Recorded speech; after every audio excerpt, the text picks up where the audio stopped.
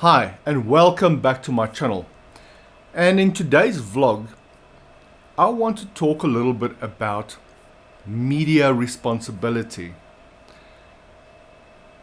Now, when I talk about media responsibility, I am talking about the individuals involved in the media world who pretty much control the information which is presented to the public. I'm going to give a little bit of a background. I am all for free speech. Unfortunately, free speech is abused by many persons in the media arena, and it is also used for developing free opinion. When we look at the media, and I know a lot of people out there really have a distrust and a dislike of the media. And I'm putting that in quotes because I want you to think about the following. Who is the media? Often what we do not realize is that the media is a very small group of people, and often it's just an individual.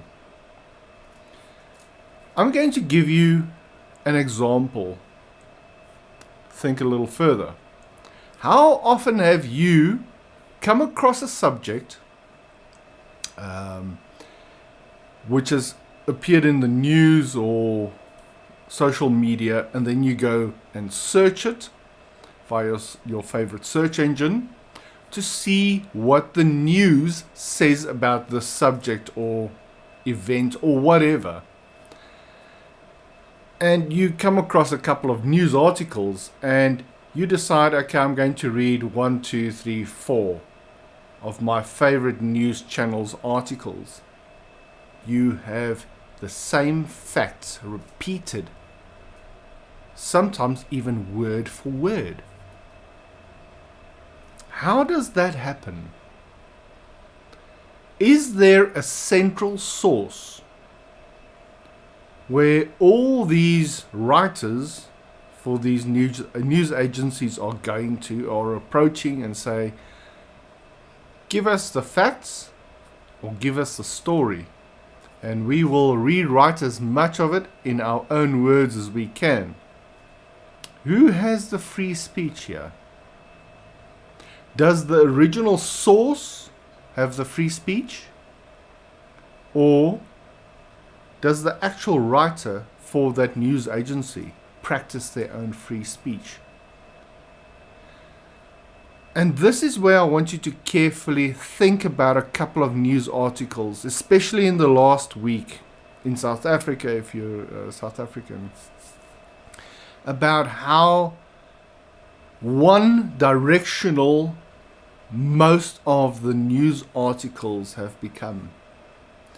They have a fixed set of information which they regurgitate over and over.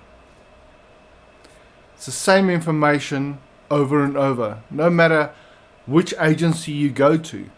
I'm not going to mention agency names. It seems to be repeated.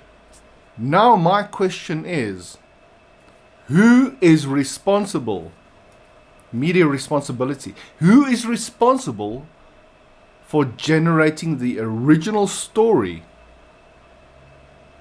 the original facts or allegations? Because sometimes you have allegations about crimes committed, etc. So who controls the original story? Is it one person? Is it an individual? Or is it a group of people who say, okay, here is the original story, and we are going to send this out to the various news agencies, and they are just going to repeat what we have said in their own words? If you have comments on this subject, please pop it into the comment section below, because I'm not into the media arena. I don't work in the media arena. So I would really like to know from the media how these stories are developed and why the stories always seem to be leaning to the same side. Let's take a crime that's been committed. And there are certain allegations which seem to tend to say this guy is guilty. Then all the following news articles from various agencies seem to allude to the same fact. They make it a fact. They make allegations a fact. Social media can be affected and steered by the media. If the media brings up allegations, I'm not just using crime, but anything out there, then social media strongly drifts towards what the media alleges. And this is where the media have a responsibility. That original story is going to affect a business or an individual or a group of individuals or even a country.